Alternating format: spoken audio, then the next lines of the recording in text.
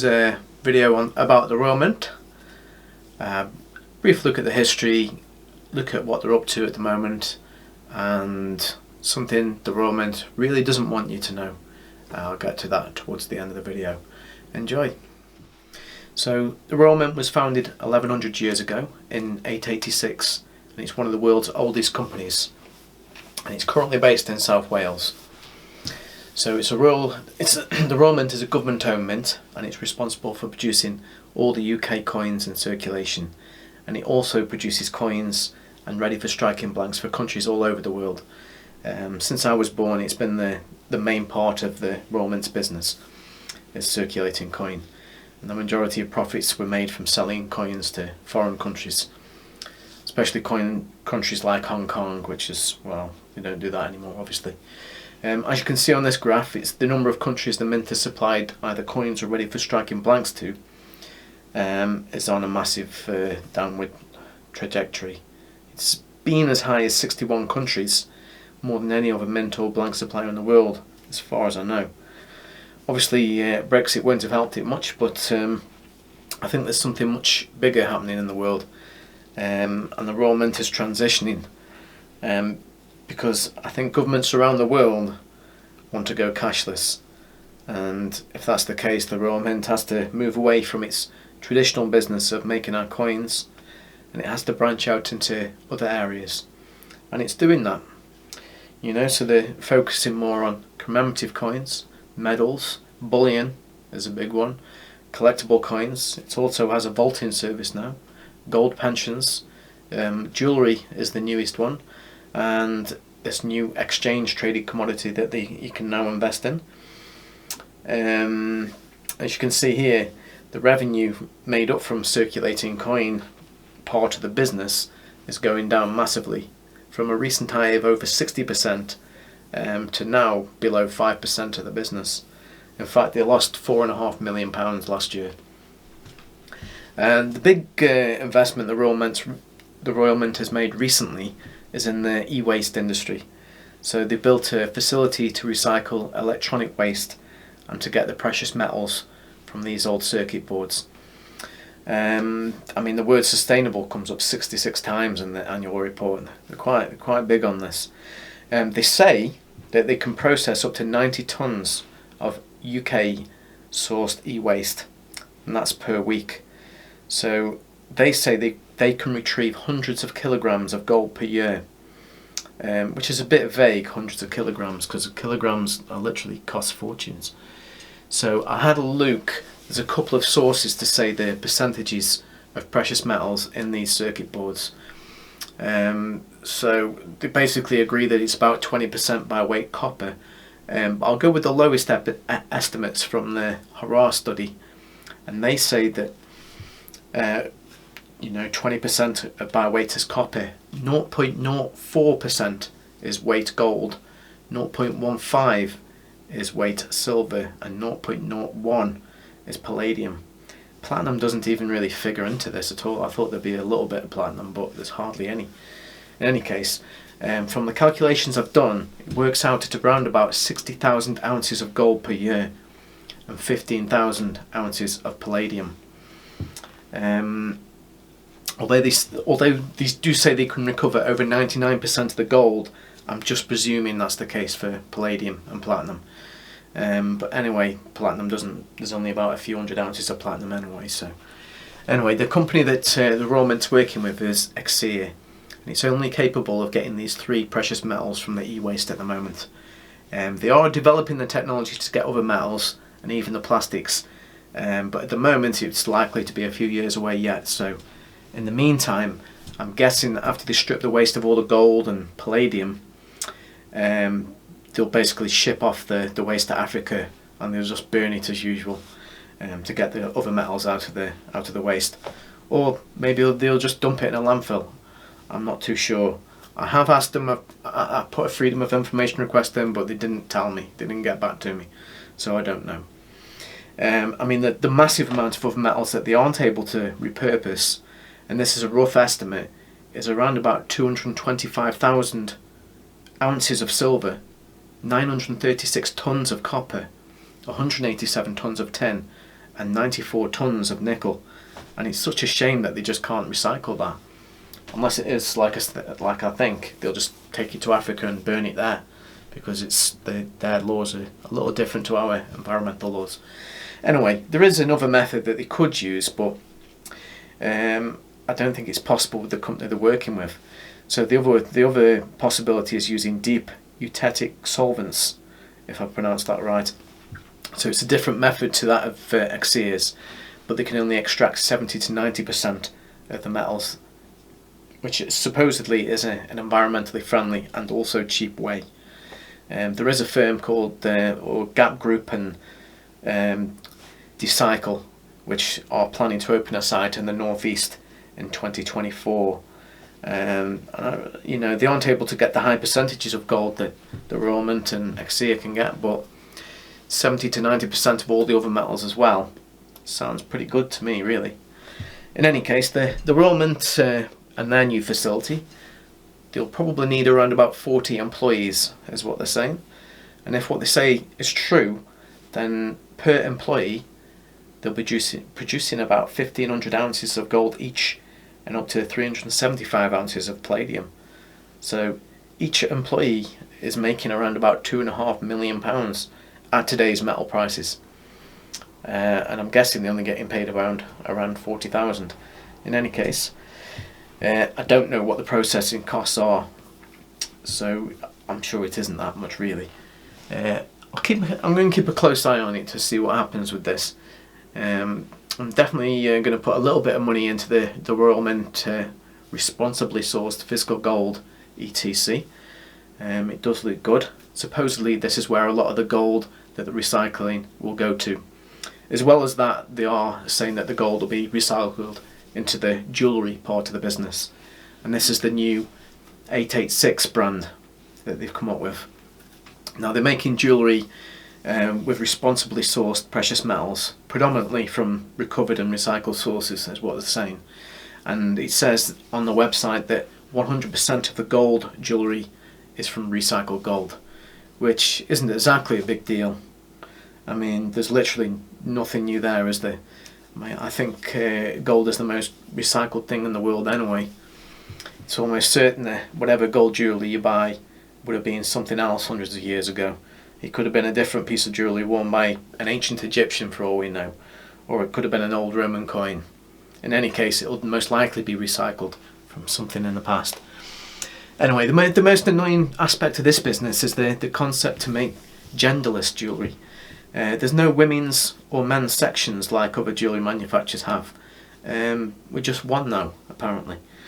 They have a very posh shop in Mayfair where they sell all this overpriced stuff, and they have what they call a portrait series where they seem to find privileged white women to design a few pieces for them, like this Georgina Hoodart that's got a fashion business called Hunza G, where she flogs swimsuits for massive amounts of money. And in her own words, she says, "I never really studied."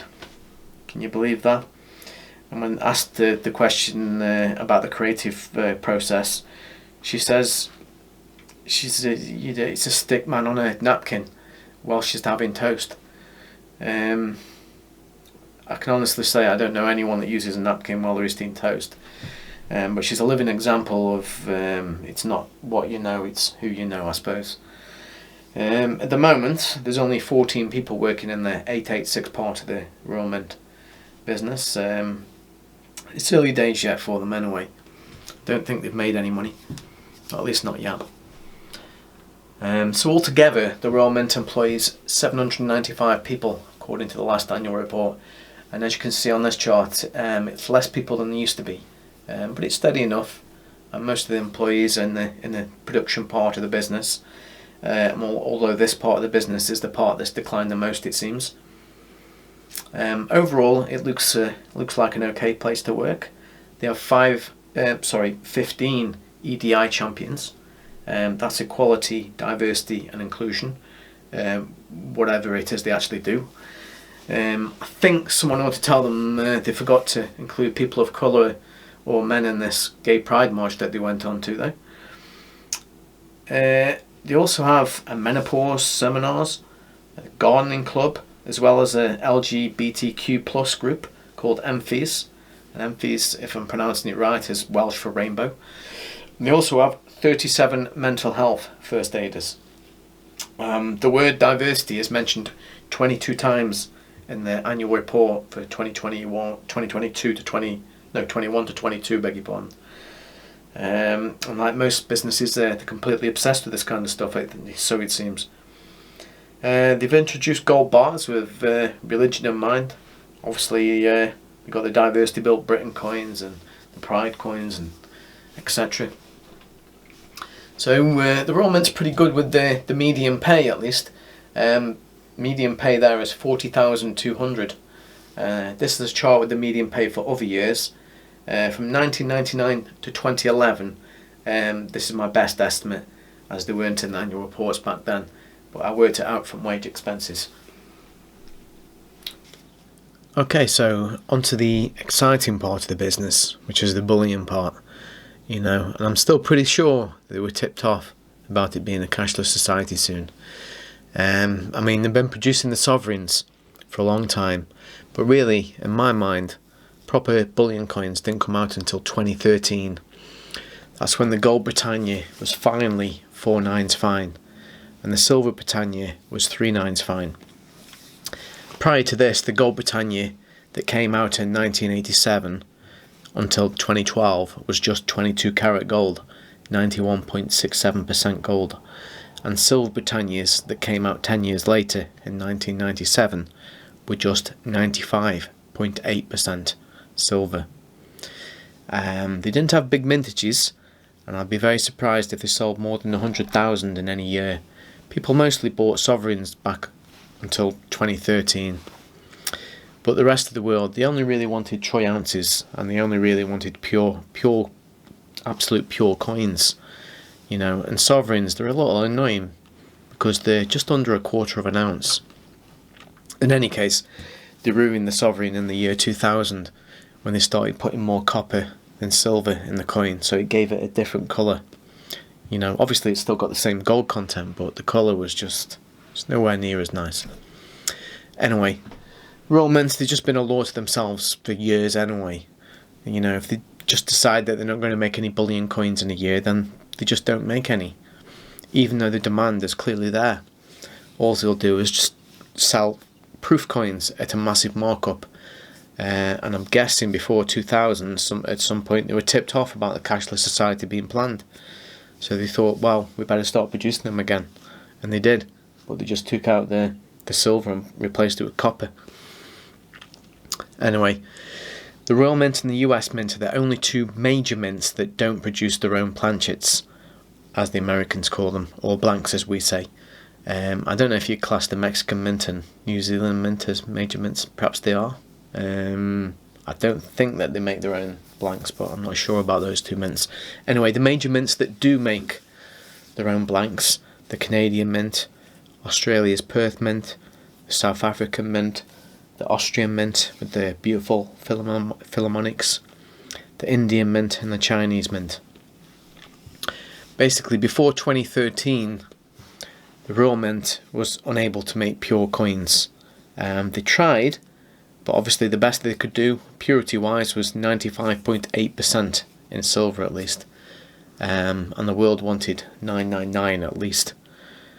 So the Royal Mint basically paid another mint to make the blanks for them. And so they would turn those blanks into Britannias or whatever coin the Royal Mint wanted to produce in gold, silver or platinum. The Royal Mint basically just put a stamp on it.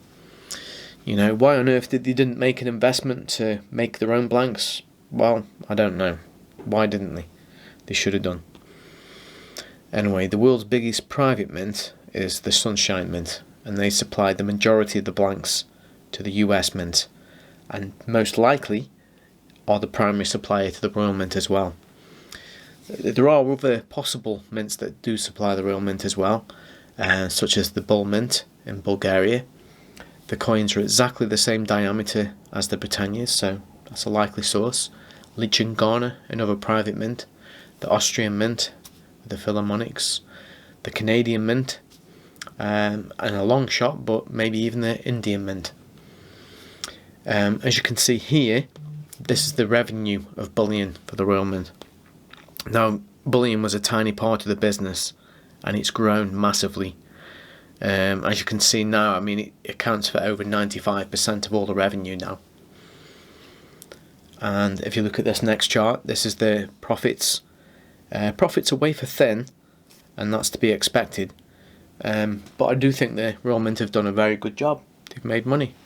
You can't really fault that, and the profits should be wafer thin for something like bullion. The thing that I really wanted to know was what the actual mintage figures were for the Britannias. So I put an FOI in a year ago, Freedom of Information. They declined this. So then you ask for an internal review, declined again. So then it was escalated to the ICO, the Information Commissioner's Office, and they agreed with me, but unfortunately the Royal Mint appealed. So then it gets escalated to the GRC, General Regulatory Chamber, a type of court. So it just goes on and on and on. You can pause the screen if you wish to read what the Royal Mint have said and their actual arguments, but I'll just sum it up. The Royal Mint basically just say they can't give you the mintage figures on bullion coins because it'll confuse customers. They won't understand the difference between bullion and proof coins. It'll affect the price of coins if mintages were known, because it'll either increase the price or lower the price, and it wasn't their intention. Well, it's none of their business, really, is it, afterwards?